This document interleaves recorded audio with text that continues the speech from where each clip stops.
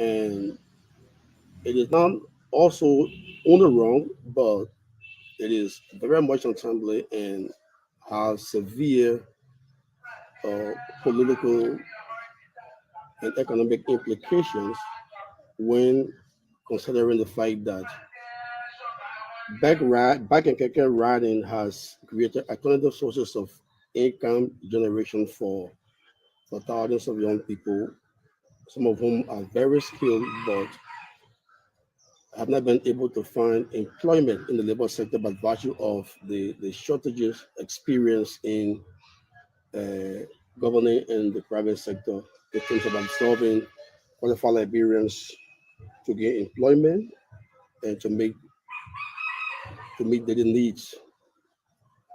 And so the government is wrong on several fronts, one of which is motorbike riders like any of us, like operators of vehicles, truck drivers, taxi drivers, are Liberian citizens that are constitutionally uh, expected to be viewed as legitimate custodians of the free movement of the people that are contributing to the viability of our economy and ensuring that uh, uh, this country is kept relatively peaceful and calm in view of their responsibility to the state as Liberian citizens. And so to decide to place a restriction on their free movement as a government that is supposed to be conscious of the rights and privileges of every Liberian citizen in view of the backdrop of an accident that took place a fortnight ago involving a truck driver uh, that killed one of their members. And we think this is wrong, and it is a thoughtless action that will dehumanize not only motorbike riders, that will create difficulty for students, for civil servants, for marketeers, entrepreneurs, and Liberians in their hundreds of thousands whose uh, dominant source of transportation is keke and motorbike. So the police decision, which I believe is being supported by the more top echelon leadership of governance, to have institutionalized a no-go zone in the central Monrovia area and of course the Douala area and other parts of Liberia, uh, is is an exploitation of the incidents that took place on that day. So we've always supported the rule of law and have always called on motorbike riders to operate within the confines of the rule of law, respect laws, and respect dictates and statutes put in place by government for the protection of the state and the rights of other pedestrians or people plying the streets of the country. And so those that try to impede on the rights of others, those that become lawless amongst motorbike riders, are supposed to be arrested and prosecuted. But the decision of government to want to expand a prosecutorial process to hundreds of thousands of motorbike riders who were not responsible for the alleged chaos and anarchy that took place on that day, I think constitute a gross violation of the rights of these operators. And we think it's only normal and timely for government to ensure that the ban is lifted to, in view of the rest of all Liberians to the free movement throughout the country. More so, bike riders, keke riders are legitimate operators of vehicles.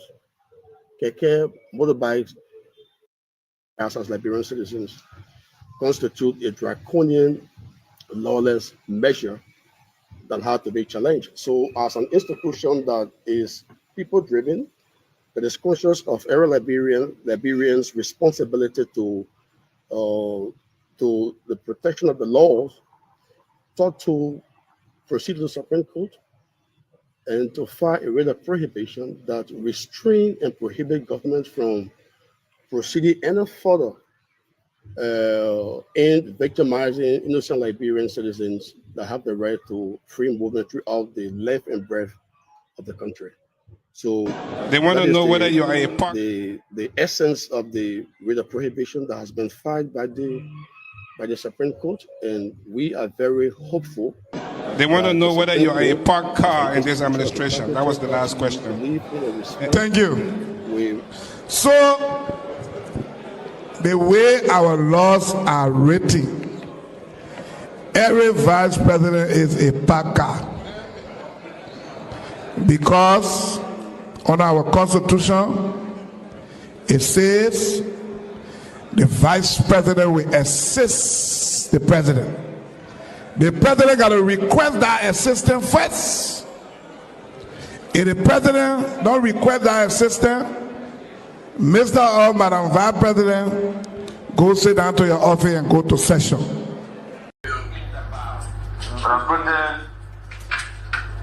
First of all, let's say thanks to the former president for this debate agent, His Excellency, former President Samuel Kanyado, for building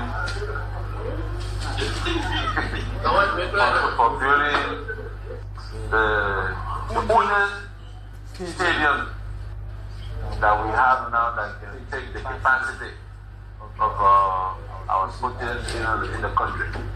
But I'm putting in police. Spoon gonna tell you what is happening in Liberia.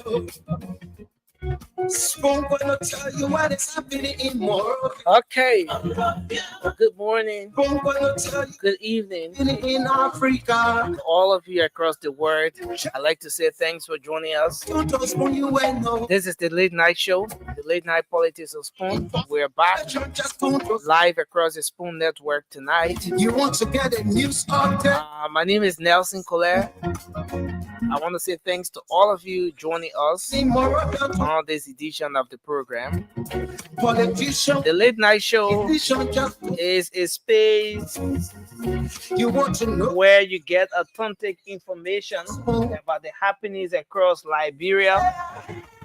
We get to bring you the update, analysis on the different issues across the country every single day.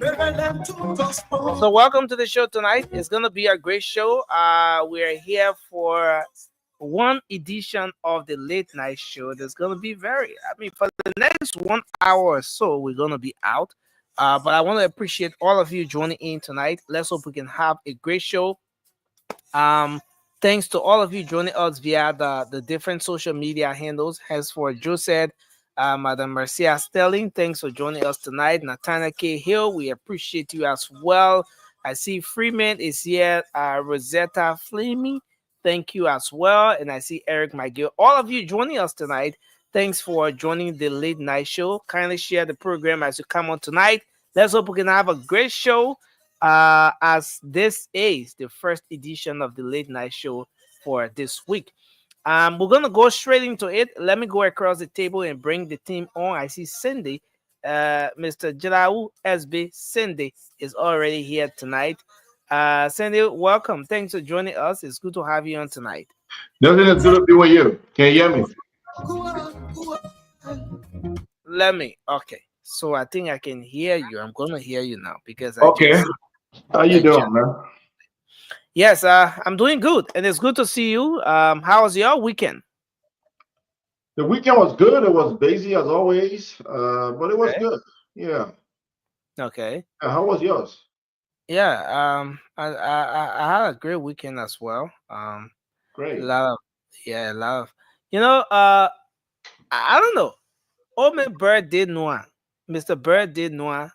Most times he calls on the show, and I think 2-3 occasions he appeared on the Late Night Show here as well. He's known for trying to want to give a background, a historicity of almost everything, and then he will go by saying, "Vasco, where were you? Where were you when this one was happening during the CDC time?" he came to Liberia, and he's been having his reval, and we met, we interacted, Oh, and okay. yeah, and he invited me to, the program. It was on, when was that? It was on Saturday or Sunday. On Saturday, yeah. So yeah, we met, and I have some videos for the old man, but I will wait the day he coming on the show. That the time will play those shit. For the old man situation, right?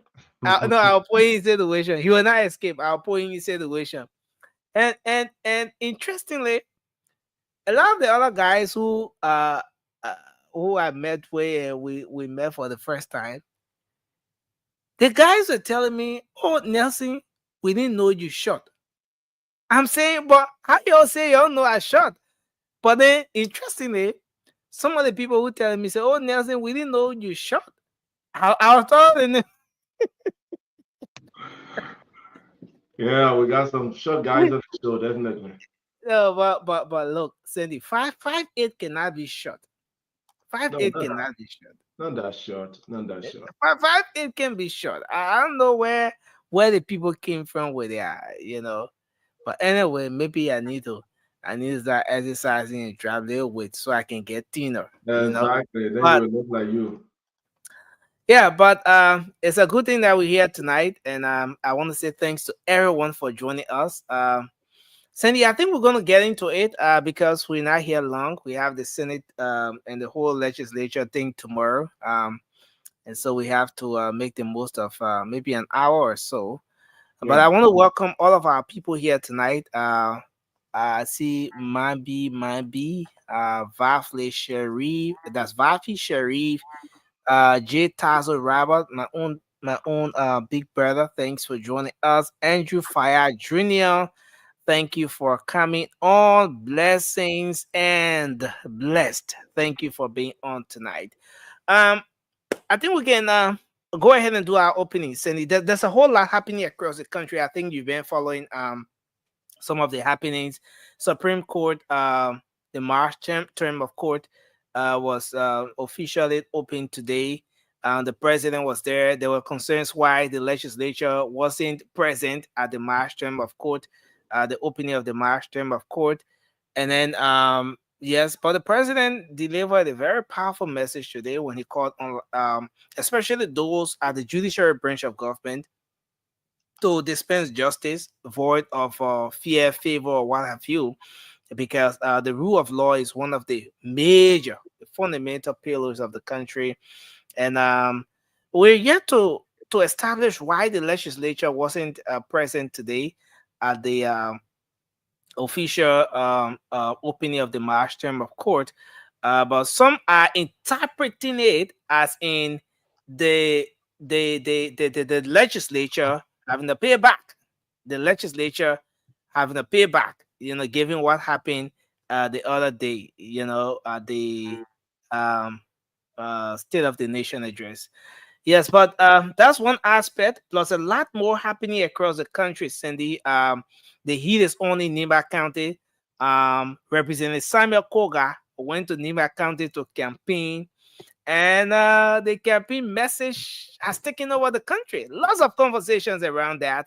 He threw jobs at CMC One, Mr. Musa Hassan Bility, the newest political party, newest certificated political party in the country, saying anybody who wants to divide Nima County, you are a Confucianist. Who is the Confucianist? It's Mr. Musa Hassan Bility exercising his constitutional authority by establishing his political party, or is he a Confucianist? But there's a whole lot around that, the female aspect as well. And when he tried to touch all of the different candidates that are trying to show face, from either Gunglo, where, oh, she's a lady. In our culture, the women, they can be somewhere. The other person, Garrison Yellow, he my little brother. He will not run. He's just joking. The other man, they bring him because they want to divide Nima. You can divide Prince Johnson's legacy. Well, the heat is only in Nima County, and the political conversation has started. And Representative Samuel Koga is standing tall at the moment, as he has taken the lead, propagating his messages, spreading the word across to the people in Nima County why he thinks they should elect him as the next senator replacing Senator Prince Yelugbe Johnson. But on the flip side, the vice president has been in the U.S. Different activities going on, but one that has taken the center stage was the response he provided to a question as to whether he as vice president is a parked car. He said every vice president is a parked car, whether you like it or not. When you're here get beat more than the vice president, the history is there, but more than the president, rather, the history is there, but every vice president is a parked car. And a whole lot around that, and just a whole lot happening across the country. Cindy, just before I give it over to you, this communication from ECOWAS is something that's also taking the center stage in the midst of the impasse at the House of Representatives. Cindy, you follow closely when the current leadership of the House of Representatives had an election.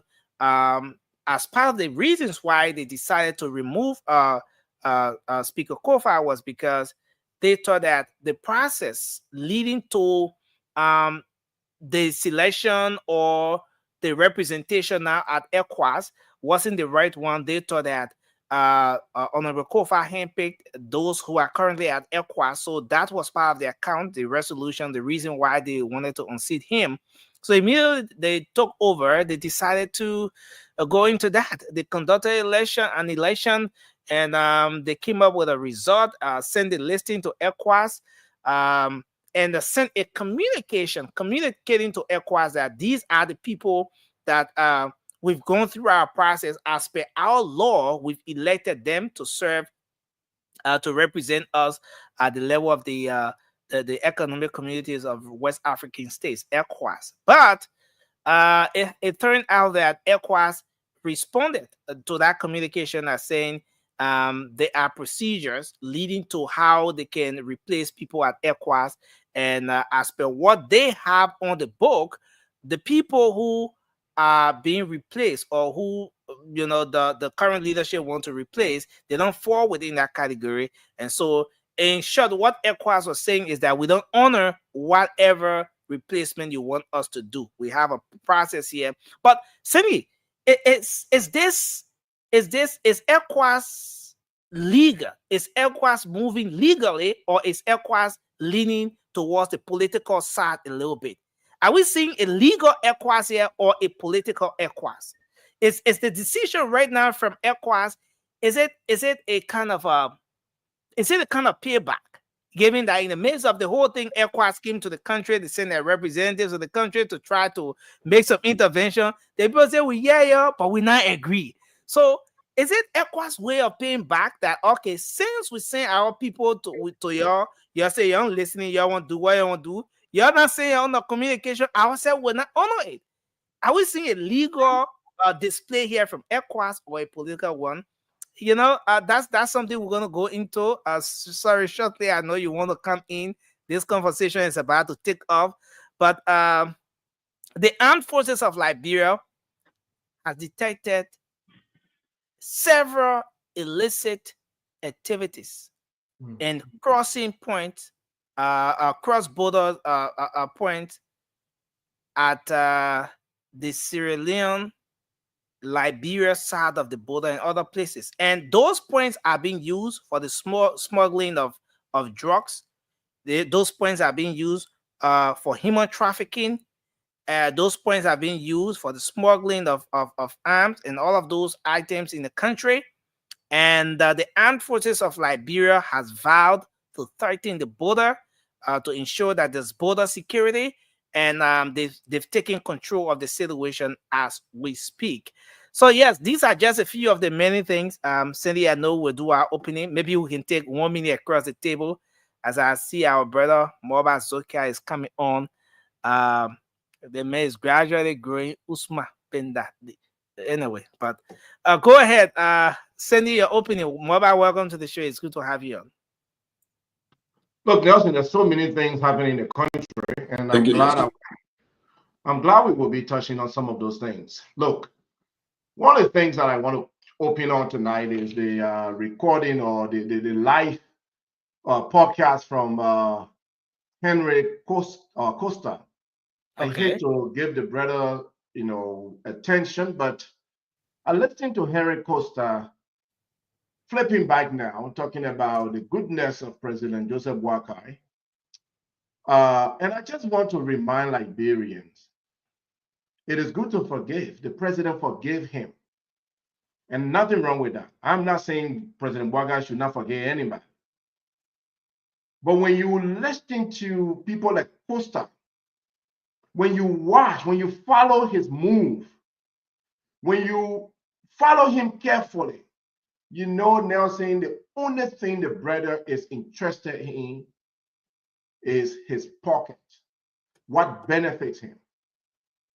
The same Costa who was saying all kinds of things yesterday about President Boakai, then Kennedy Boakai, in favor of former President George Weah, thinking that President Weah will win the election to maybe offer him a job.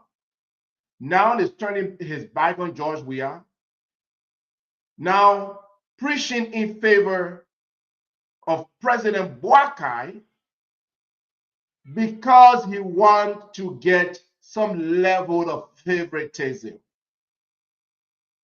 You know, Nelson, it makes me sad when I see a young man who is so gifted verbally. He has that communications skill.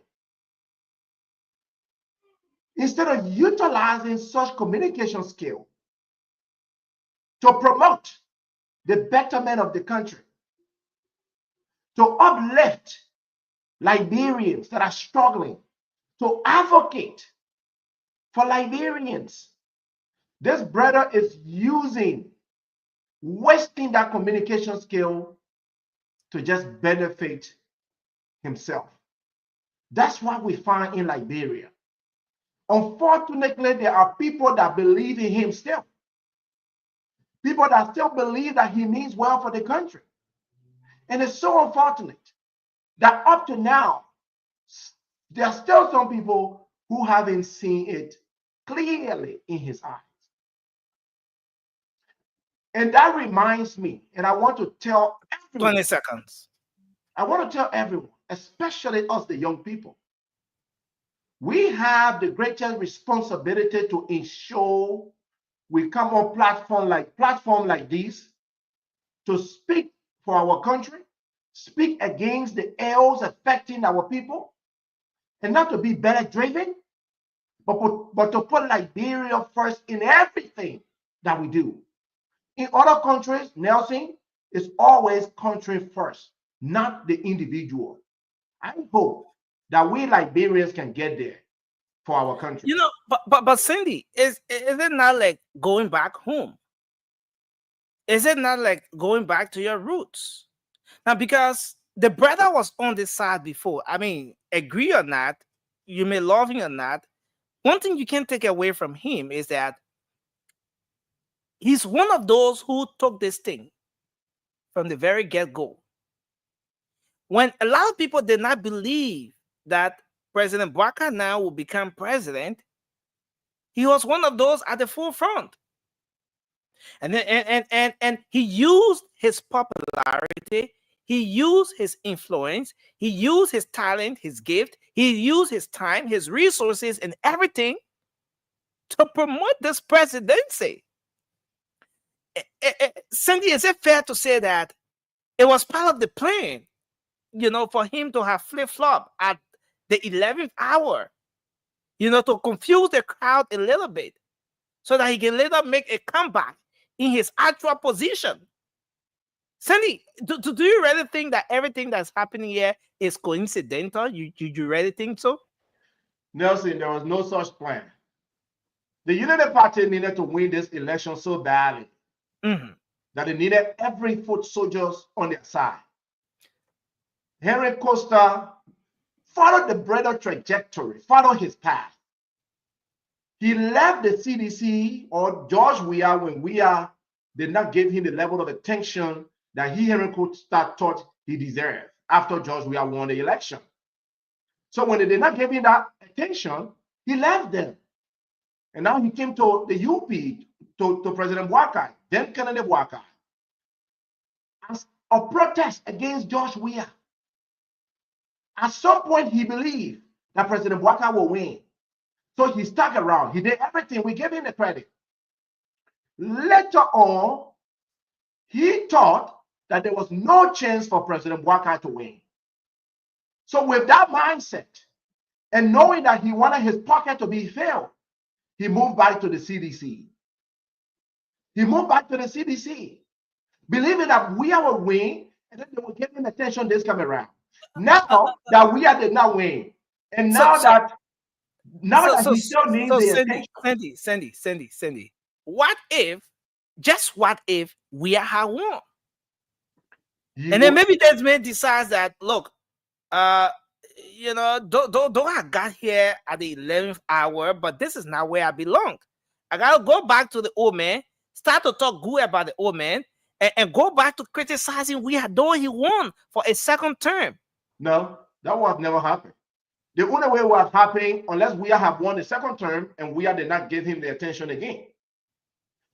Costa at this point is just self-driven, self-seeking. I mean, self-seeking is the word. But Sandy, how do we get to that point to establish that this man is self-seeking? Everything he's doing is about himself and not about the country. Because at the end of the day, he is on record for exposing lots of corruptions in different administrations. If not doing former President Ellen Johnson Sirleaf, then you talk about doing the George Weah administration. He's on record for exposing massive corruption and all of those things during the previous administration. How do we draw the line? How do we establish, Nelson, you know, that this thing is not for country, but it's rather for self? I am not experimenting with these statements. I am providing evidence. There's use an evidence-based analysis.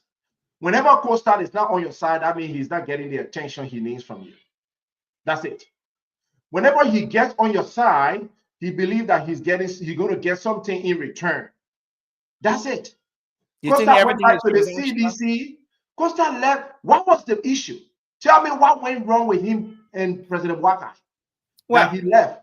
Well, we hope we can have the time to delve into that, you know, as time goes by. But we have a lot on the plate tonight. I'm advising young Liberian, to not be like Henry Costa. Henry Costa is the political prostitute in Liberia. Wherever he finds some level of benefit, he goes. Right now, the brother is doing business in Liberia. He wants people in government to favor him. If you listening to him, he don't even sound like the Costa we used to. Now he sounds so redundant, so belittled. Like this guy that just praise singing now. Thank you very much. Thank you, Sandy. I want to hold you there. Mobile, let's have your opinion quickly because we're about to get into the actual show. Thank you, Nelson. Look, I listen to my brother Sandy, man. Look, Sandy. You want to open with the same? Yeah. My opinion, yeah. Look, politics, the people can always tell you, say, politicians we war not in heaven. And when you look at the genesis of the identical advocates for Costa fought for the Unity Party to come to where they are today. But even when he started, he went to the CDC, right? But he said some things today that you say you agree with it, but the reason you want to agree with it because you say the man got to flip it on did. But what the man said today, even we that supported this government, right? Whenever something goes wrong or the system or they're doing something on the negative side, it's not in the interest of the Liberian people, will always come out and speak to it. We're not single fan that the seditions. That alone he alluded to that, and that is true. That is the fact that everybody know that.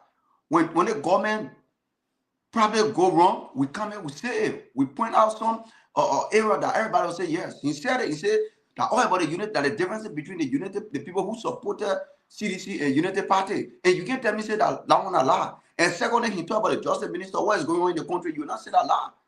The justice minister is not doing nothing for the Liberian people to say, yes, there are a lot of corruption far. That in it, they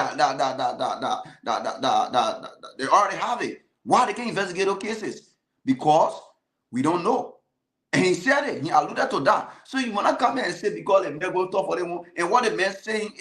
Look, we can disagree with Costa. For me, doing his time, he joined the CDC, bro. I disagree with him. So then he said, yes, we disagree. But when it comes to the reality, let us stick to the reality. I don't see that to be a flip side or looking for favoritism from the government. He made it start clear during the election. Moba, can you with a straight face welcome Costa back to the Unity Party? First of all, let me make a disclaimer. I'm not a Unity partisan. I'm a okay. Assuming you're in that position, you're in that role as President Boakai, can you with a straight face welcome Costa back? Of course. Look, we are not perfect, nursing. Politics, we shouldn't use our. Because this is the man that exposed yes, a document believed to be the medical record of the president. Now he said some worse things about the president. We agree, and that's why we came here with D4 with him, and we brought up some evidence. But end of the day, nursing, we all got to get it in our mind that we got to forgive. No matter you want to forget that is. But when it comes to politics, look, election time, nursing, people say things. People are not crossing certain boundary. But today, they're sitting together. Now I can tell people don't never kill yourself a politician. All the things the people can be talking, you see representatives going against each other. Senator, end of the day when you put yourself between them, end of the day when you see them knocking glasses together, you go between them, you'll be shamed. You'll be like, oh wow. So I remember myself look stupid. Because all those people nursing, they are together. Today CDC, somebody from the CDC will call the other party. Guess what? The citizen now, who for the other party will start talking right, doing things. Look at, let me conclude on this nursing.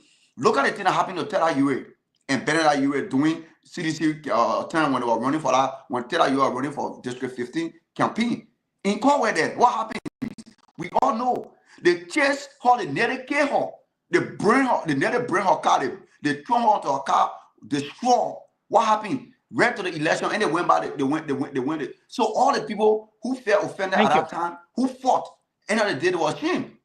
It was ashamed. So we don't, the only thing we'll do when you say things we just say that's not true, but we're not fight for you. We're not do that. I want to go in there, Moba. Thanks a lot. What a great way to start the show. I want to welcome everyone tonight. Please share the program as you come on your different social media handles, in your WhatsApp groups, and your in the messenger groups, and let's have a great show tonight. I want us to start with this particular one here from the vice president on the weekend. They want to know whether you are a parked car in this administration. That was the last question. Thank you. So, the way our laws are written, every vice president is a parked car. Because on our constitution, it says the vice president will assist the president. The president got to request that assistance first. If the president don't request that assistance, Mr. or Madam Vice President, go sit down to your office and go to session. And so every vice president is a parked car. Any vice president who want to be a running car, that vice president can get in trouble. Is President Boakai working with me? Yes. As vice president, if I get advice, I go in the room to the president. I advise the president. Whether the president take our advice or not, my own ends in our room. If it came out, the only thing I can do is to defend it, or I toss some kind of way around it and find a way around it. But I can't come from that room and say, I told the president listen to me. You see the thing I spot? You honor your boss man. The power of the executive is inherited in one person. That the president of Liberia, you vice president, whether you're popular, you're not popular, the power of the executive is in our one person. And only that person had the authority.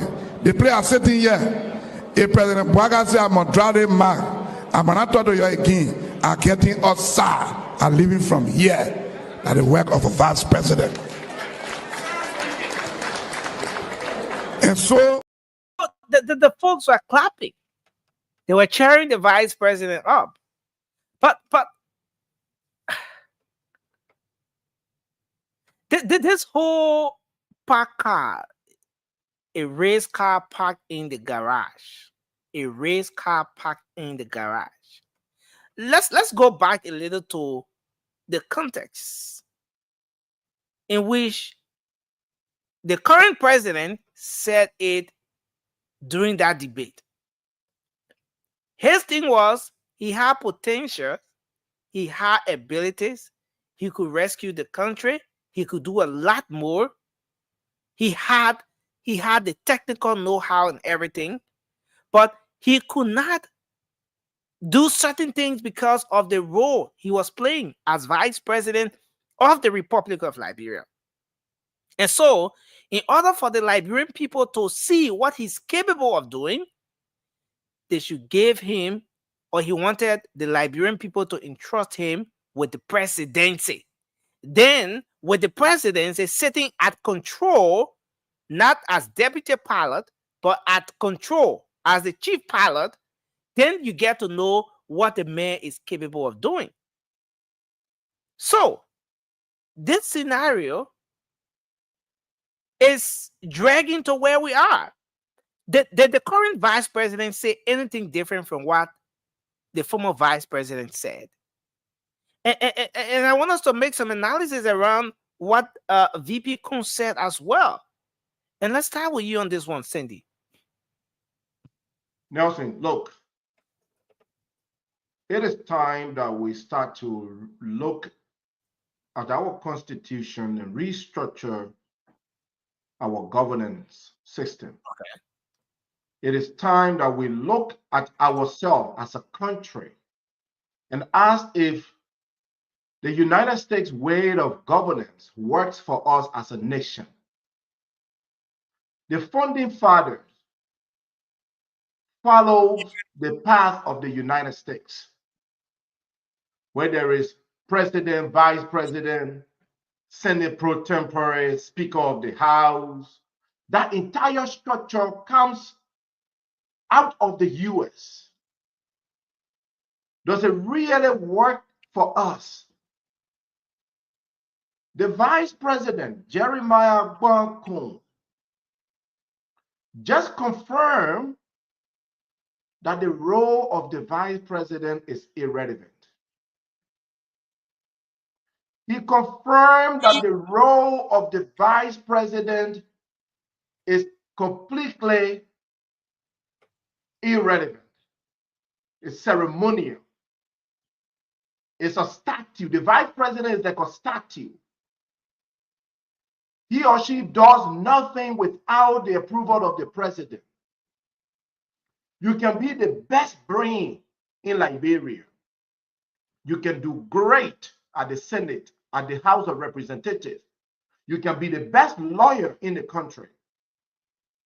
But once you take on the role of a vice president, you become like a puppet, controlled by the president, pull left and right. And when the president don't want you, according to Jeremiah Kun, there's nothing you can do. And even if you disagree, Nelson, hold on 1 second, be patient. If you disagree with the president, you fear the power of the executive branch of government. Jeremiah Kun, I'm quoting him. I'm not quoting myself. For 12 years, now President Joseph Boakai, former vice president, said he was packed. He was packed. Until Madam Salim can say, Boakai, Joe, get up, go to China, talk to them.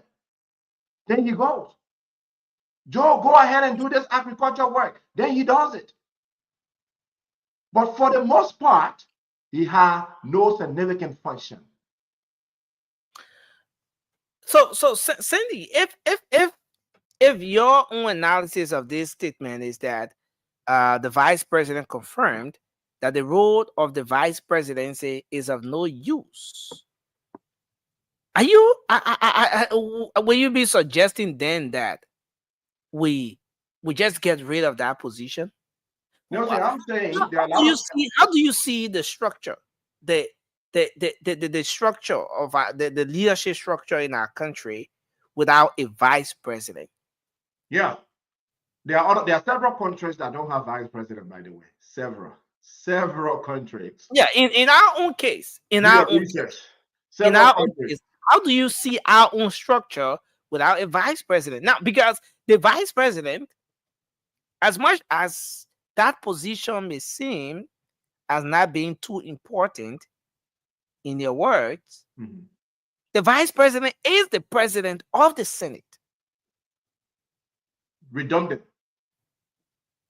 Nelson, let's do this. Let's do this. Take away the position of the vice president. I'll let Paul Kagame for a second. Okay, give me a chance. I know you don't like me to talk about Rwanda, but give me a chance. He came and said, I don't need a deputy president. I don't need somebody to just sit in like an office boy. We have the Senate. The head of the Senate is the president of the Senate. I don't need a vice president to play the role as the president of a Senate. But the vice president is the president of the Senate. Yeah, exactly. The pro tem is there. Exactly. In the absence of the vice president, the pro tem presides. She's the heir. She's the. So the Senate itself has a leadership, but that leader cannot function without somebody from the executive branch of government. I mean, when the person from the executive branch of government is present, the head of the Senate, which is a different branch of government, cannot even function, cannot play her role. Does that make sense to us as a nation? This is the American politics. It shouldn't work for us. Nelson, remove the position of the vice president. The Speaker of the House become the second in command in the country. That's a different branch of government. The third in command of the country, let's say we give it to the Senate pro tempore. Allow the Senate pro tempore to head the Senate. Allow the Speaker of the House to head the House of Representatives. The president is the head of the executive branch of government. The Chief Justice is the head of the judiciary branch. In case the president passed, the second in command will come from the House, which is the Speaker of the House. A vice president make millions of dollars just to be a ceremonial role, to play a ceremonial position. Don't quote me. Quote Jeremiah Bankun. But just to end up with you on this one, just to end up with you on this one, we take mobile and then we'll go to our next talking point. What do you make of his statement? Do you think he was being sincere? He was just letting the cat out of the bag as the reality is? Do you think the statement was appropriate? It was. Do you really think the messaging was good and it was delivered at the appropriate time, the right venue and everything? I mean, what do you make of that aspect? It was the right venue. It was a very good question that was asked. The vice president took his time. There was no sarcasm in his voice. He wasn't playing around. He wasn't joking at all. He gave a detailed answer. He was honest. But Sandy, let's put it this way. When the president of any country does well, the vice president taps on the glory of that president. We were there. Our administration did it. I mean, all the good things you see here, we did it. When the president of that same country fails and that person doesn't do well, then the vice president says, "No, I was just parked car or my potential was not felt." Cindy, do you really think Liberians should be buying this whole argument about a race car parked in the garage? But Nelson, that's what it is. Does the vice president need to tell you that he's a parked car?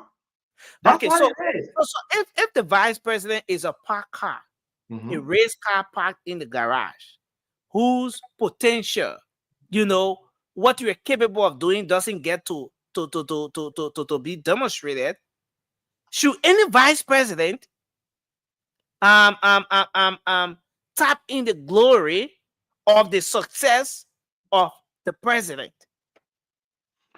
Nelson, it becomes a teamwork. I run teams. If we succeed as a team.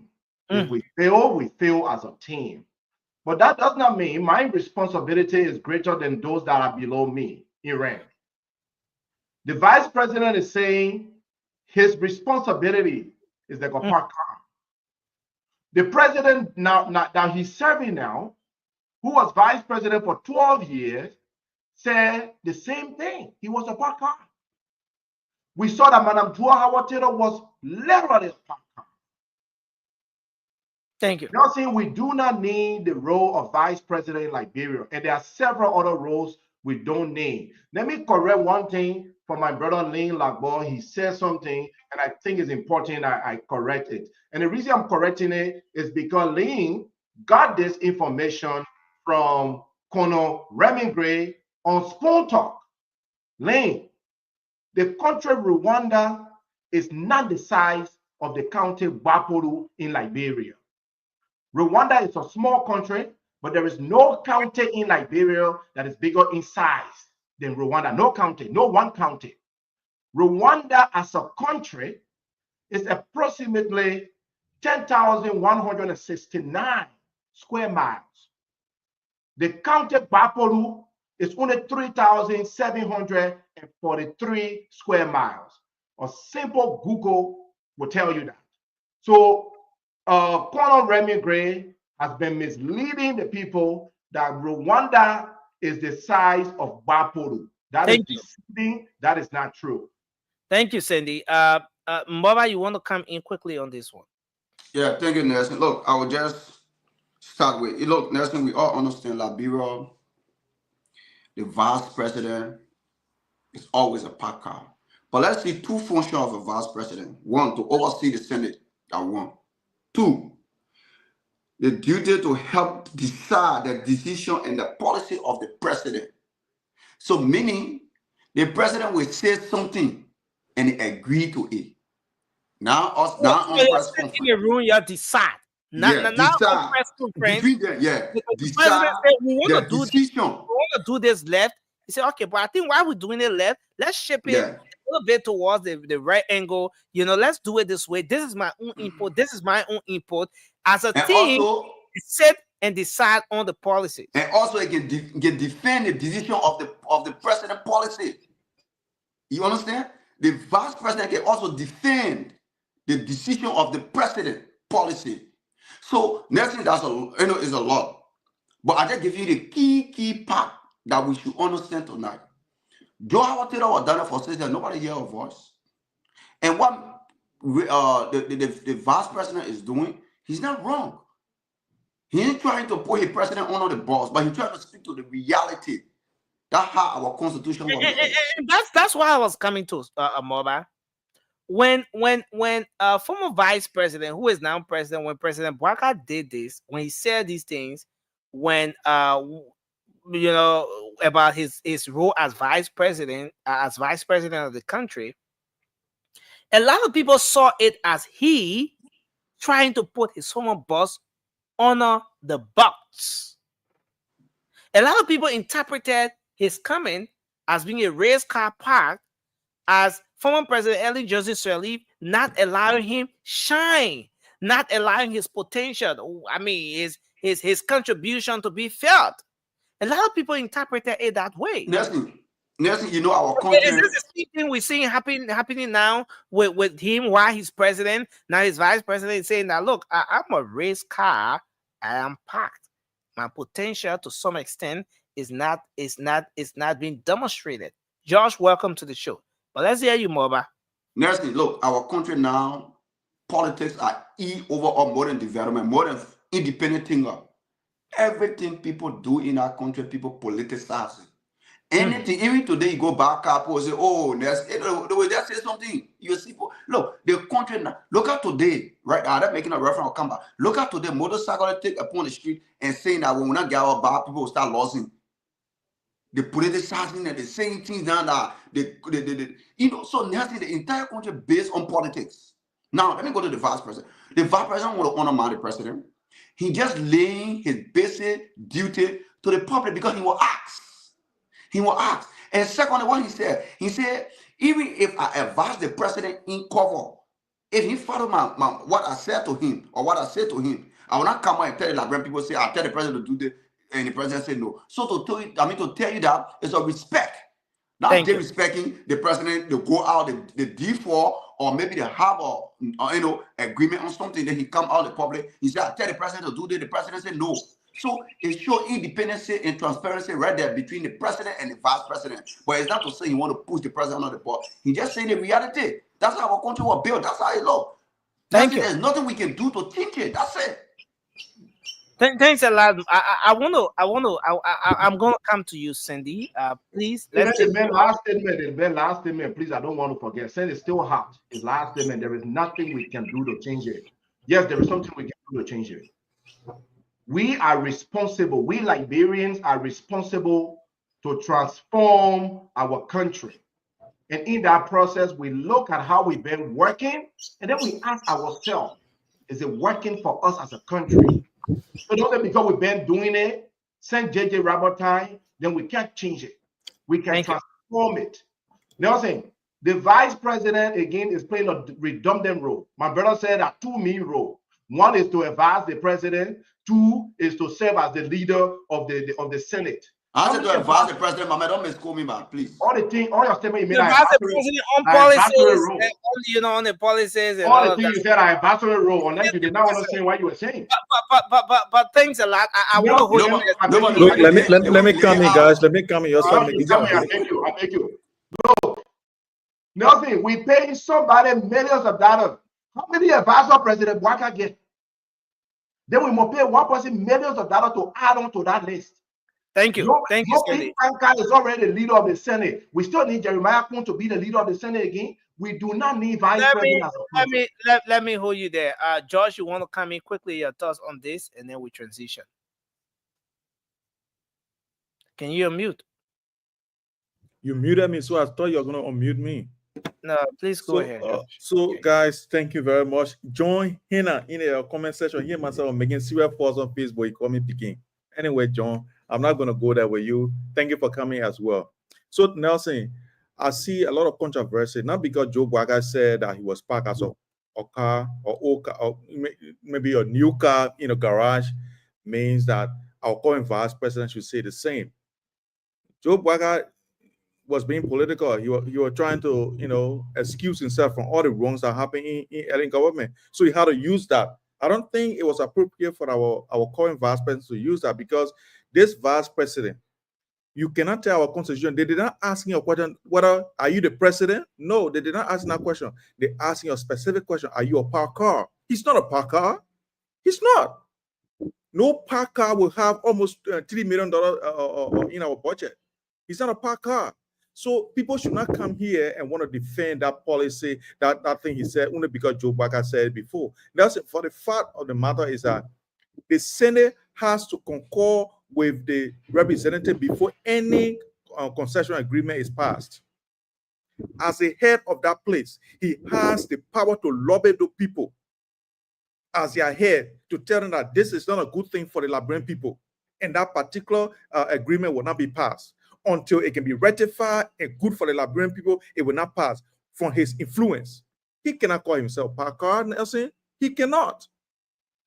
He cannot call himself Parker when he's going to conferences to speak on behalf of the Liberian government and people, and he says he's a Parker. He's not a Parker, Nelson. He can never be a Parker. These people, because they are so incompetent, they will want to limit their roles just to fool us that they are parked. You cannot park and be consuming So gasoline was vice in president excess. a park car? Nelson, she wasn't a parker, and I will tell you, she wasn't a parker. But you know of the case, you know of the situation where at some point she went to see the president. She couldn't see the president. She wanted to go out of the country to represent Liberia on some women conference or something. But she didn't get to go ahead from the president. She made several efforts. At some point, there was some back and forth. You know, there wasn't that smooth relationship. You know, there were even some public outcries that some individuals were trying to sow a sea of discord between the president and the vice president at the time, and things wasn't moving well. Some members of the religious community even had to get involved behind the scenes and all of that. Was she a Nelson, let me tell you, your boss is your boss. Having a boss does not make you a parker. Having a boss in any organization, even Senny that sits here, and my brother Motorbike that sit there, even you in that studio, you have a boss. Having a boss who tell you, Nelson, you cannot go on leave. Nelson, no, you got to do this. You cannot do that. Does not make you a parker, Nelson, in our office. We have to talk with logic when we come to this discourse, Nelson. Having a boss, the vice president at the time had a boss, who was President George Weah. And guess what? Whatever he told her to do, that's what she's supposed to have done, Nelson. And her constitutional role she's supposed to play. Going on conference, those are not roles specific for her. He can allow her to go. So it was through his discretion, he could tell her, no, don't go or go, right, Nelson? That was a different thing. But sitting in the Senate and making sure that concession agreement that come to the Senate don't pass until they pass the scrutiny of the people and that they benefit the people were her constitutional role. And she couldn't have resisted and tell anybody that, the president is not allowing me to do my role. No, Nelson. So if your boss tells you something, and if you want to act as if you are the boss, that's when your boss can step on you. I myself, I've had staff members who want to behave, who want to put themselves in the position as me. And I would tell them, who is the boss, Nelson? And you would do the same thing, Nelson. So you are saying your argument is that doesn't make you a parker. That does not make you a parker. Okay, but on this other side of the discussion, do you really think the role of vice presidency is needed in our governance structure? Yes, it is needed, Nelson. The only reason people are saying that it is not needed is because the too much money that we are giving these people now. Because Nelson, almost $4 million. That's what this man is taking from our budget, Nelson. That money we have done something else, but let's forget about the money here. Because vice presidents have been taking more than that. But Nelson, it's the same thing. Let's go. Let's transition a bit, guys. Josh, you learned it, right? I haven't. You always do that to me, so it wasn't surprising to me anymore. No, I haven't, Nelson. So Nelson, the thing is, seconds to just learn. I think I got to speak to the CEO about this behavior of yours. We have to talk. I got to talk to you. It will not help you. And he will step on you. It will not help you. So Nelson, the thing is that it's a misconception. No, people find it funny or find it useful to use other people's lines because even though they didn't go in the head of the people why they use those lines, right? And sometimes they don't really study the reason why the people said those things. Waka said those things because Waka wanted to say, Ellen did not allow me to work. You cannot say the same thing that Ellen did to him. Did to him, he's doing it to a vice president. No, he's not stopping this guy from doing anything. This guy is free. This guy is going everything. This guy is negotiating yellow machines that are supposed to come in the country. The guy is negotiating with pimping runners and because he get it, is doing too much. Thank you. That means he's not a parker. Then that means he's not a parker. No, let's cannot be a parker. I mean to say he's sitting. Thanks a lot, George. He not mean to say he parker. He get. They did not say that. They did not ask whether he's the president. They did not ask whether he's the president. They asked whether he's doing his job. That's all. Whether he's doing his job, what he's supposed to do. No, but when they talk about parker, if the president said do this, right? Or if you tell the president to do something, you see something going wrong, and you talk to the president and say, I want you for all to do that, the president not listening to you. and then the president does his own by Guys, himself, we then have we can come to That that. is belated. That is we have belated. My man. we have just 20 That's more minutes. belated. That's not the point. That is besides the Most of point. the time. I want us to just watch a portion of this video. Now, most of you are aware that the motorcyclist thing following the accident up Crown Hill resulted to the death of one motorcyclist. Some motorcyclists got in the street, vandalized police booths, and ran after some police officers. Police decided to reinforce the no-go zone restriction, and motorcyclists have had series of press conferences resisting and trying to call government to try to let go the no-go zone thing. We saw the protest on last Monday. The folks said they are going to protest consistently every Monday. The police have said that they're not backing down. They're going to remain enforcing this entire no-go zone restriction. And then today, Senator Darius Dillon had a media engagement where he said, this is where the development of the country will start from. Development can come, it will be painful, but you've got to start from somewhere. And he thinks for the country to be run with system, in his words, we need to start from here. On the flip side, the former chairman of the CDC, Chairman Moba Molu, they've gone to court. Chairman Moba Molu is saying that they are suing this government. They've gone to the court to get the court to file a writ of prohibition to stop the government from enforcing the no-go zone, because they think that this thing is going to prevent motorcyclists, is going to stop them from making money that they're supposed to be making. They are peaceful citizens, they are law-abiding citizens, they are citizens of this country, and they deserve the right to hustle, to go anywhere and do their hustle. I want us to start a conversation from here.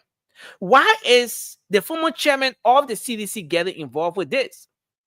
Why is the former CDC chairman, why is he the one now running to court to get the court to file a writ of prohibition when the motorcyclists themselves have the leadership, they have different structures that have been engaging with government, and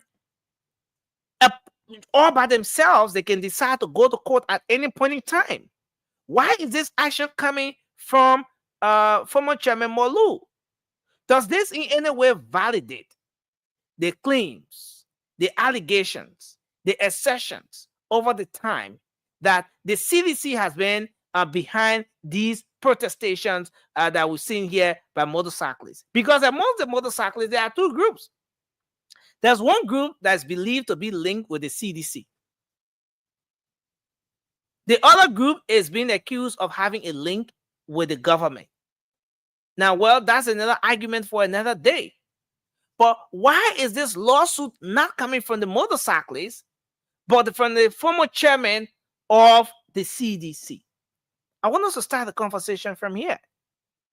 Let's hear you, Cindy.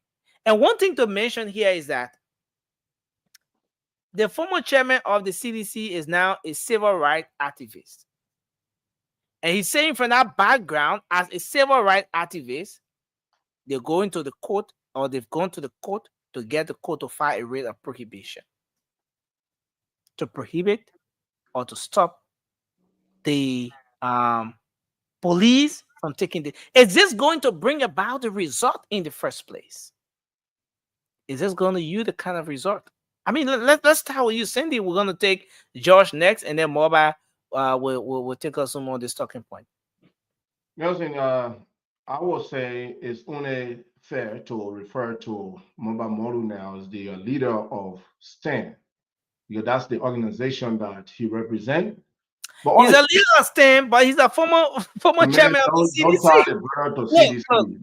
Former President Buakai will remain former president. Former President Weah will remain former president. Without going calling FIFA, or Ballon d'Or. No, but you address people based on the most recent. So the brother recent title is the leader for STEM. So let's put in Come that. on, Sandy. Well, Come let's on. go to the topic, Nelson. Let's go to the Listen, topic. no, Sandy, you want to be political here. Come on. No, but I'm just saying. I mean, the brother, Okay, Sandy. the man is representing an organization. He's not speaking as a former chairman of the CDC. He's speaking as the chairman of STEM. Okay, let's take it as the chairman of STEM. Yeah. And chairman of STEM / former chairman of the CDC. You know, so but let's have your take on this one, Cindy. But maybe the chairman of STEM had no point to make on this particular topic. I understand his sentiment. Some of us share the same sentiment, right? The brothers and sisters that are riding motorbikes, because there are some females now riding motorbikes too, to feed their family, we understand the sentiment from that angle.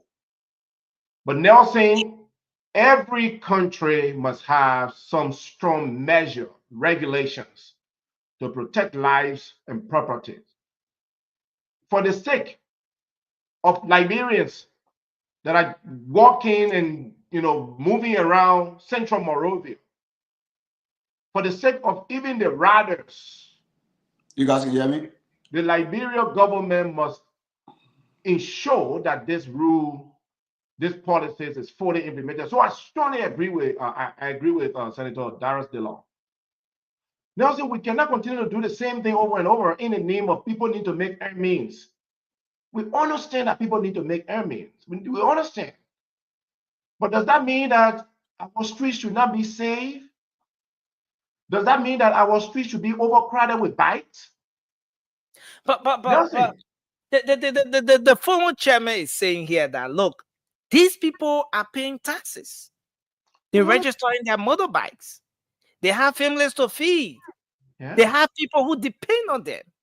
Yes. When you take them from the main road, how do they survive? The government is not saying do not run at all.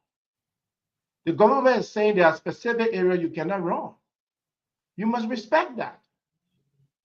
Find other alternatives. Find other roads. Nelson, they will get adjusted to it. They will utilize the other roads. People will get accustomed to this change. But if you go back now today and say, okay, look, because of public outcry, because we're being sued by STEM, let's allow them to apply the roads in central Morovia. Nelson, it will never get resolved. It will continue. They say, give us time, give us years. We give them 6 years from now. And you come back after 6 years and say, we're going to enforce this. It will be the same thing. Listen, there are several cities around us that are doing the same thing. Sandy, do you think this rate is going to get the kind of result? No, it will be dismissed. I mean, it will not go anywhere. It won't go anywhere. No serious judge or court will want to even listen to that. Okay. We have a government. We have a government for a reason. We have traffic control for a reason. We have safety measures for a reason. Nelson, Ghana is doing the same thing. There are no go zones in Ghana. Nairobi, Kenya is doing the same thing. There are no go zones in Nairobi, Kenya. Lagos, Nigeria, there are no go zones. Dar es Salaam, Tanzania is doing the same thing. There are no go zones. Kampala, Uganda, there are no go zones. And my favorite city, Kigali, Rwanda, there are no go zones. And then, by the way, the highest taxpayer in Rwanda are the bike riders. It's the major means of transportation in our country. But there are several no-go zones for the safety of the people. Thank you, Sandy. George, you want to come in quickly, and then we take Mova? Nelson, I would differ with my friend and brother. Man, we gotta adopt Joe Biden thing. Everybody like friend and brother, even though they go down get down for him. But the thing is, Nelson, I differ. You know more than I meant brother and friend. Friend and brother. I don't know what you're doing. But anyway, Nelson, the thing is that I disagree. Yeah, I disagree with Sandy. What do you make of the former chairman's statement today? I think his statement is in place. Why should it come from the former chairman of the CDC in the first place? Is it a validation that the CDC has been behind this protest with the motorcyclist thing across the country? Look, man, President Bwaka and his group were those people who used to champion the cause of the bikies, those who ride the bikes when CDC was in power. And today, the bike riders consider them as their antagonists now. So that tells you that position can swap depending on what the interest level is. So we change position. We that used to tell the bike riders what to do, we are no longer there. We will fight for them now. So regardless of how you look at it, you say the person should not talk, the other person should not talk. But I think everyone is a Liberian. We all have contribution to make. Like you sitting in that studio, your contribution to the society is immense, because guess what? You are there to educate our people, educate and entertain them as well, and so many things. So that's his role. Everyone has their role in society to play. So I think what he's done, regardless of what position he held before, I think everyone can change. We all know the Paul and Saul story. It's still there. He changed Musa Berete to Paul. From there, he said, No, we don't want to go to that story, because Musa did not agree, so he went back to Saul. If Saul went back to, if Paul went back to Saul, or if Paul remained Paul after he changed from Saul to Paul, Saul. Yeah. So Nelson, here's my point. I think the economic situation in the country does not allow for people to be giving all these kind of laws. The reason is simple, Nelson. Bike is the simplest and fastest and more convenient way of transportation in our country. Nelson, when the traffic is jammed, only bike can take you to where you're going. Nelson, one of my friends called me and said he was going for an interview to one of the banks, and his car got stuck in the traffic around EWA Junction. He left his car there and got on the bike, and he made it to that interview. He said without the bike, he wouldn't have ever made it to that interview. So Nelson, these bikes, they are not just that they make money for themselves, but they also help the citizen. You know what I mean? So Nelson, if Joe Bwaka were bringing jobs, if the said company are coming, who even if you don't have skill, when you can sweep, they will give you a job. Nelson, you will see most of the bike boys, to ride bike is one of the most difficult things, Nelson, because you are in one position for long hours. Nelson, it will make our boys even older very early. They don't want that job, Nelson. But because of the economic constraints, that's why they are doing that. So if they are doing it, then you want to restrict them again, because now they have to be picky among people. When the person going to town, no, we can't take town people. We can only take the person. Then, they guess what? The amount of people that are going to the area they can go, the people will reduce by time, because there will be more bikes that are going to the places. So you're finding that for you to make 2 trips there, it will take you a whole day. The place you make 10 trips, because other people are going in town and going all over the place. So many bikes now will be in the system and few passengers. So when that happens, it reduces their income. So Nelson, they cannot do this to these boys. They cannot do that, because the boys are paying the tax that they require them to pay, and they are doing everything that they can do. So if they cannot get passengers, Nelson, I think it's cruel on their part, and I think President Bwaka needs to change that policy. Thank you. Moba, you want to come in quickly on this one? Yeah, thank you, Nelson. Look, first of all, majority, let's say 75%. Or let's say 50% of the people, of the motorcyclists that went over there, 50% are motorcyclists, 50% are seditions who joined in to go on our first protest. And they keep pushing the protest so that they can make the government look ugly. So that, look, Nelson, there's a lot of things they're doing, because they want to come as full in gear to say they want to protest. But my message to the motorcyclists, right? They have majority of them nursing. So Moba, sorry. Yeah. Let me just bring a few seconds of this video with former Chairman Molu. Let me bring a few seconds of this video. Responsibility to the protection of the laws, sought to proceed to the Supreme Court and to file a writ of prohibition that restrain and prohibit government from proceeding any further in victimizing innocent Liberian citizens have the right to free movement throughout the length and breadth of the country. So that is the essence of the writ of prohibition that has been filed by the Supreme Court, and we are very hopeful that the Supreme Court, as an institution of integrity that we make the best decision that is consistent with the rule of law, not to support or to oppose, because the duty of a judge is not supporting or opposing a submission, but Okay. So I mean, there you have it. The chairman, sorry, the head of STEM, former chairman of the CDC. But go ahead, Moba. Let's hear you on this one. Nelson, first of all, look, every country have their rules and regulations, Nelson. And people complaining that why the motorcyclists can't only run each that probably that's the only place they can get more money or whatsoever. Look, Nelson, if we, the government, because we made a government, if we, the government, just sit and when we pass law and nobody, abide by that law, any of the things that go, everything we do, anything the government doing under this regime, that's how it will keep going. The motorcyclists have no right to run in the city, right? In the city is our capital city. I mean, Monrovia is our capital city. They assume that if the government come and say, okay, because of certain reason, we don't want you to run this way. You can run Ghana. They got Ghana's Bay Road, right? They got the Somalia Drive. They see Ghana Bay Road, all the Somalia Drive. They got Red Light. They got Douala, right? They got all the places. They got the airport way, right? If you run in it, the government tells you don't run your back. That's the point. The government tells you don't run your motorbike. The government said don't run your motorbike in the city. So based on that, Nelson, I see nothing in this for because first of all, the government got the power. The government know the reason why they said nobody should run motorbike in the city.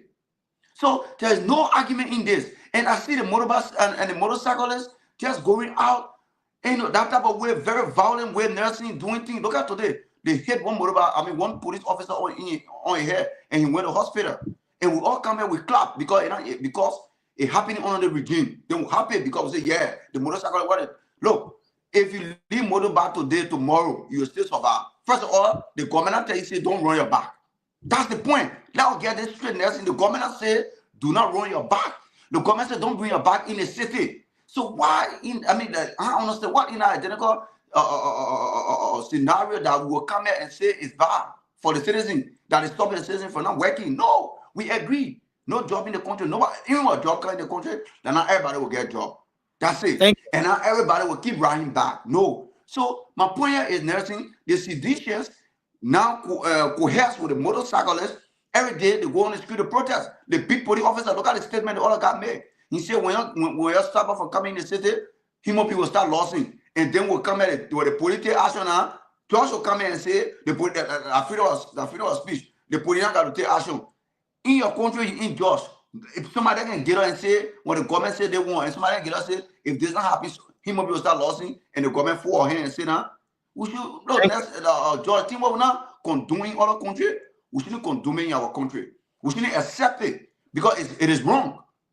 So the motorcyclists, all in all, nursing, they need to stop them from going in the city and let it go by the rule and law of the nation. That's it. Let it obey. I want us to transition to the ECOWAS talking point now. This is where we're going to end up for tonight. Everything we've seen unfold. New leadership to represent the country at ECOWAS from the House of Representatives. ECOWAS replied to communication today by saying that they have procedures, they have steps leading to how people can be replaced, and the individuals named do not fall within that category. That's according to ECOWAS. Is this a payback from ECOWAS? Because this is the same ECOWAS that came to the country. Now, I know a lot of you remember when ECOWAS came to the country and they wanted to make some interventions in the impasse at the House of Representatives.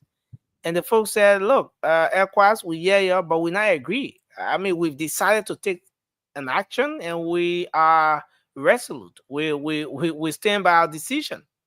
Now, after everything that played out, now a communication comes from this body to ECOWAS stating that we want to replace the current representatives of the country. They were not selected the proper way. This brought us on the laws of our country, not ECOWAS laws, the laws of our country. this is something that borders on the process, how people should be elected to go to ECOWAS to represent this country. In the words of the House of Representatives, the people, the current leadership is saying that the people who were selected to go and represent the country under Honorable Kofa, those people were handpicked. They were not elected as per the rules. So since they wanted to do it the right way, they did it in keeping with their laws. They elected those people, but ECOWAS is saying that those individuals who have been requested to be replaced, they cannot replace them because they there at ECOWAS have processes or reasons that can lead to replacement or removal. Number one, as stated in their communication, if that person was maybe expelled from the legislature at their respective country, that's a reason for them to be replaced. Death, if the person resigned, and all of those different issues. Now, but what do you make of the communication here from ECOWAS? Political, legal, I mean, where exactly do we stand in the first place? Let's start with Cindy on this one. Nelson, this is very quick. ECOWAS is not Liberia. Liberia has its own law. ECOWAS has her own law. ECOWAS is the governing bodies of several countries that cannot function based on Liberia's law. There is a reason why ECOWAS came up with a rule, their own guidelines, agreed to by head of states, presidents of those different nations, not just president of Liberia, but president of several other nations, agreed and signed to those rules and said this is how ECOWAS as a body will function. ECOWAS is not retaliating. They are not that immature.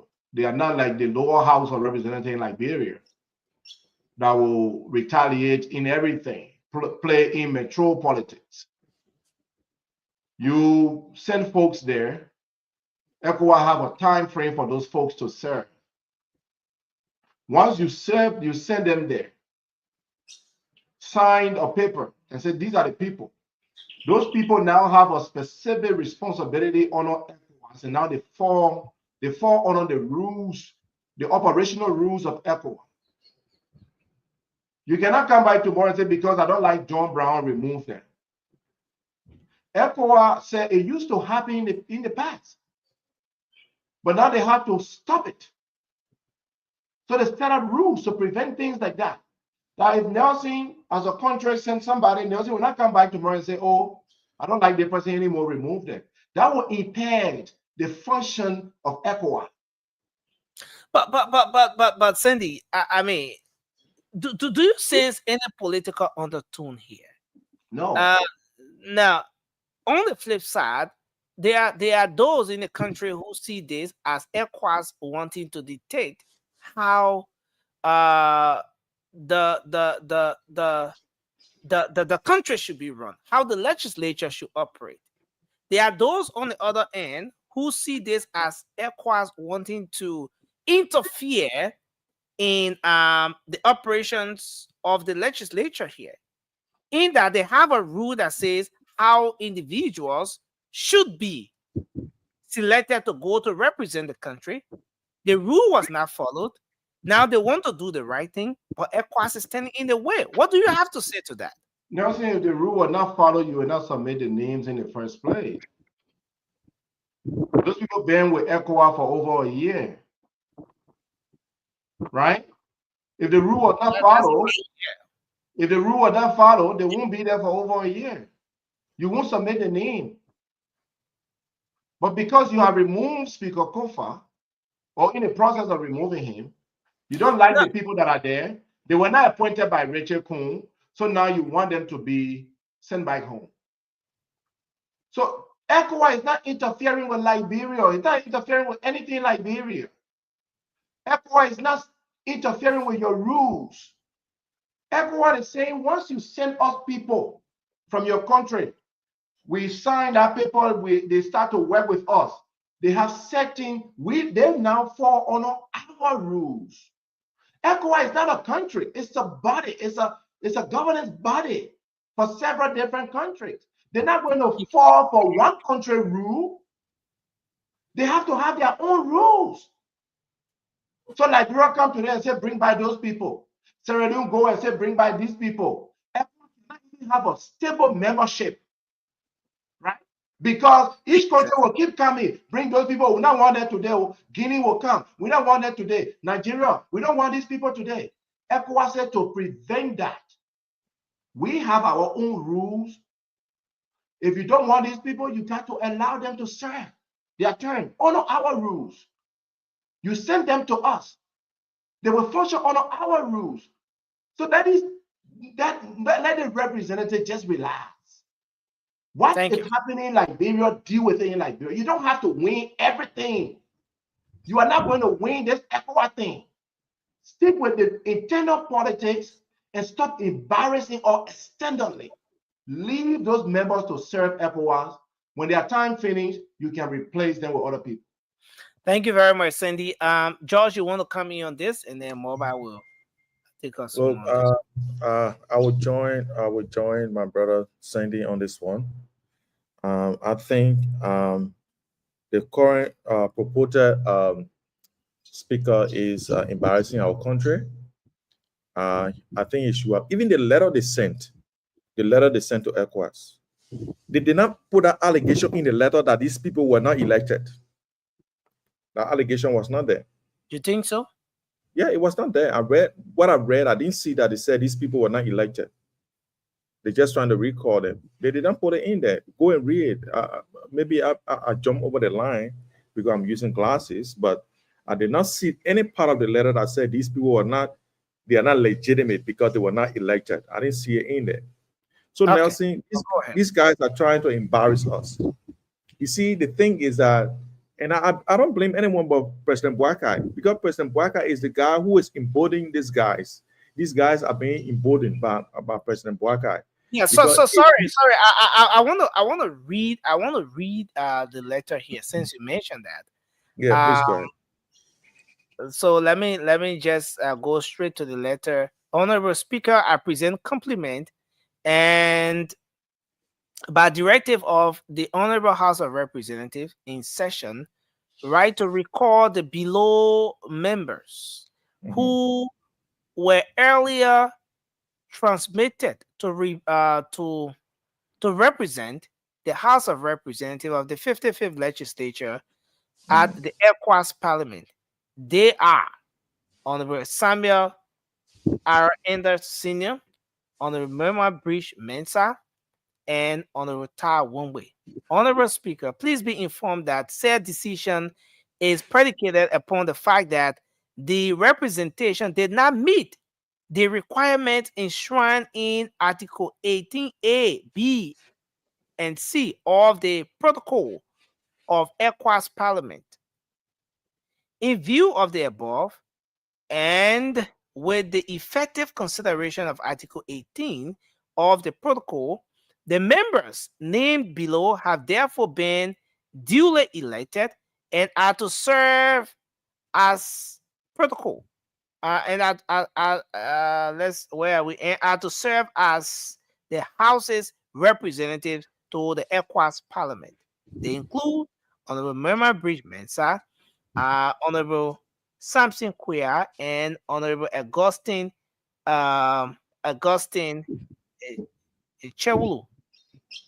The House of Representatives remains committed to its role and hereby assures you of the needed representation. So this is the communication. So yes, the reason is the people did not the process leading to their selection or whatever did not fall in line with the rules. But go ahead. So Nelson, it is simple. You know, they can quote all the rules they wanted to quote. I don't know whether they transmitted the rules to the ECOWAS Parliament, because if you are referencing something, I think maybe they assume that the same rule they are using in Liberia, the same rule that people are using down there. So when they quote the rule, the people know which rule they are talking to. I just come to surprise and tell them that your rules are different from the rules that the people are using in the ECOWAS Parliament. So if you quote rule 3.4, your 3.4 will say something different. The people 3.4 will say something different. So maybe you have to do something better than that. So Nelson, the thing is that there was a very important part of the response to them that I took into consideration when they said, we don't care what you do to your side, but once the people reach here and they get sworn into their offices, right? And they are put in the office. The only thing I can take them from there are the list of these things. And the list of these things, they don't fall in it, so we'll not take them from there. So Nelson, the thing is simple. I think our people should have done their homework before writing the kind of shameful letter that will receive this kind of black backlash, because they are schooling our people. That the ECOWAS Parliament, they school our people to tell them, say, you gotta read the thing before, because you people are part of you're part of this ECOWAS. So you're supposed to read the rules of ECOWAS and know them before you make this sort of attempt. So it was primitive. I don't know how to describe these guys' action, but Nelson, it is a shameful thing, and I think our people will learn from this. But like I always say, President Bouaka is the one behind all of this. So hopefully he will come to his senses and say, look, there's a place to call it quit, because I can't make it, And we just await. It's going to be the 14th soon. The Supreme Court is going to come with a ruling to explain exactly what ultra-virus meant. The Supreme Court ruling is already up. So maybe so you're talking about the Supreme Court interpreting her ruling.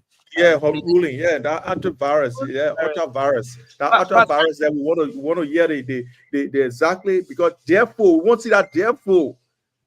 We see that therefore that we know exactly what they are heading to. You know what I mean? When I say this is ultra-virus, this is not ultra-virus, this is ultra-virus, this is inter-virus.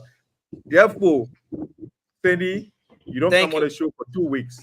Or Nelson or George, don't come on the show again. Then we understand. So Nelson, we are saying waiting that. So we're out of time. It will be fair. It will be fair to read. Emmy, welcome to the show. Cindy, you wanted to say something. It will only be fair to provide Article 18, Section A, B, and C, that they are letter reference, and it will also be fair to maybe read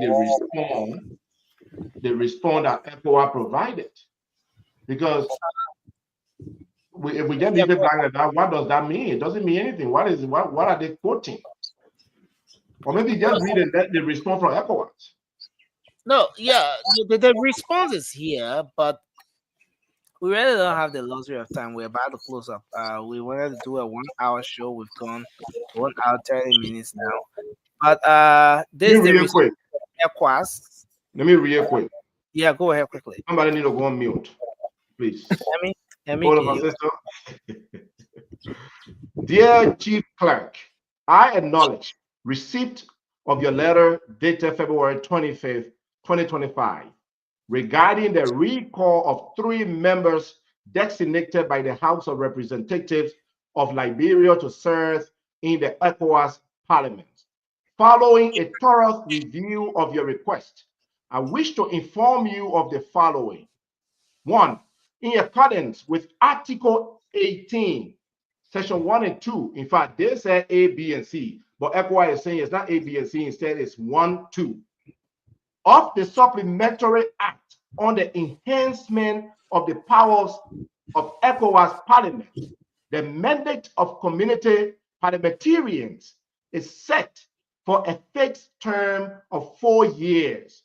Once designated and sworn in, members cannot be removed or replaced before the expiration of their term, except in the following cases: no re-election of the member at the national level, death, resignation through written notification to the president of the ECOWAS Parliament, certified mental or physical incapacity to perform duties, resignation due to incompatibility, dismissal by the Parliament for misconduct as provided in the rules or procedures of the ECOWAS Parliament. 2. The Honorable Members Samuel R. Adams, Senior, Mama Briggs Mester, and Ta Z Wombe do not fall under any of the aftermentioned circumstances. Therefore, their replacement cannot. Thank you. Thank you, Sandy. Thank you. And I think this one says it with respect to what the response is, you know. Let them just forget it and move on. We just didn't have the time to read out everything. But Amy, you want to weigh in your thoughts on this? Welcome to the show. Because we're just winding down now. We're out of time. But you want to go ahead? Your thoughts on this ECOWAS situation and the response from ECOWAS regarding the recent election and for the replacement of the representatives at the parliament. Thank you. Another thing.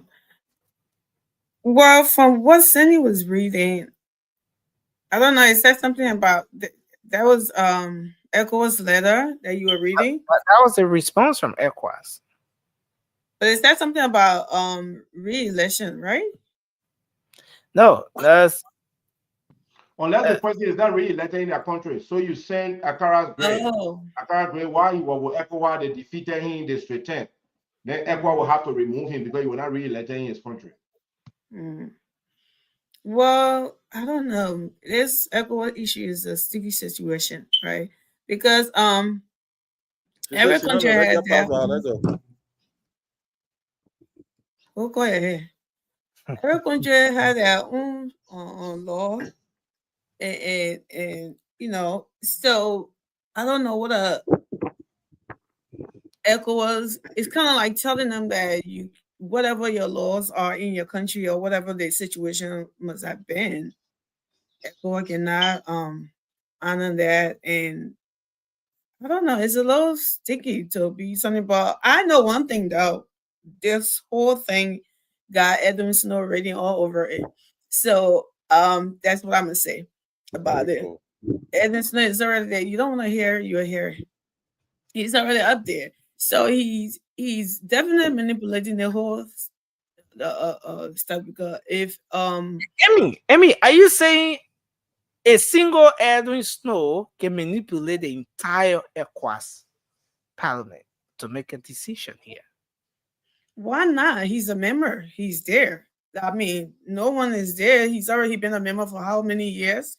He's there. He has the power to manipulate whatever goes from Liberia, whichever side he sits on. He can do that. So, yeah, because I don't.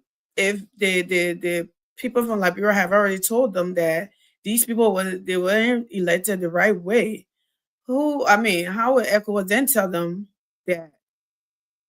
We don't care. They were elected the right way. We will keep them. So it's a little, like I said, I don't know how they will deal with that, but I do smell Edwin Snow rating all over it. That's my opinion. Thank you, Evan.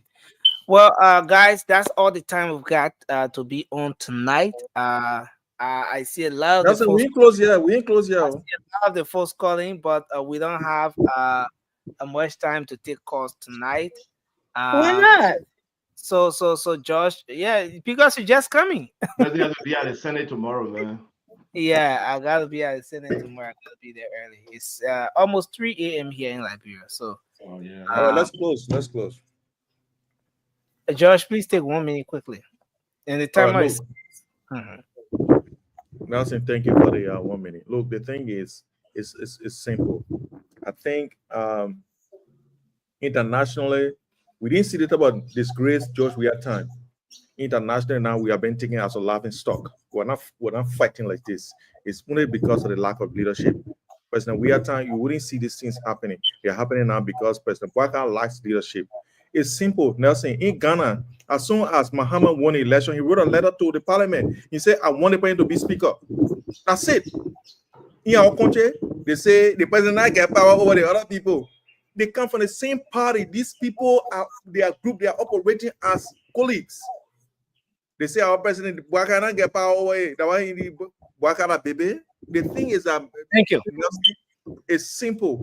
Our president lacks leadership, and only because of the lack of leadership, that's why we see all this brickman rule happening in the country. All the noise should have avoided these things if there was a good leadership in place. But our leader is completely incompetent. Thank you. Thank you. Let's hold you there. Sandy, you want to go ahead quickly? We didn't touch on the issue of the security mentioned by the Liberal Armed Forces. Hopefully tomorrow we can do that. But that's something I'm very, very interested in to discuss. That's security issue. The issue of border security is a very major issue. I've come from a bordering county to another country, and beyond my house, you just walk less than 2 hours, you are in Abrico. There is no town between. Just walking the bush, in less than 2 hours, you're in Abricos. Most of that bush is for Liberia. And within that bush, that's where you find most of the Burkinabes that are just coming out of Abricos and coming to Liberia to plant cocoa. So we have a major border security issue in our country. So I hope that they can take strong measure to ensure that our borders are protected and drugs are not just flying through our country. Thank you for having us tonight, Nelson. Thank you. Emmy, you want to close quickly? Sure. Thank you, Nelson, for having me. After coming late, you still give me. I thought callers are gonna be calling. So, but anyways, with the motorcycle issue, kudos to the IG for standing his ground. Every country needs a law and order, and we can't have everyone coming when the government make all the police IG come out with a law or then you have citizens obeying something by politicians to get in the streets and creating chaos, and then you give them what they want. Everybody will follow suit and do the same thing. I don't think they're telling Liberians, people that coming here propagating messages that people this is how they feed their families and this is what that is bogus, because they are not telling them not to run in Liberia.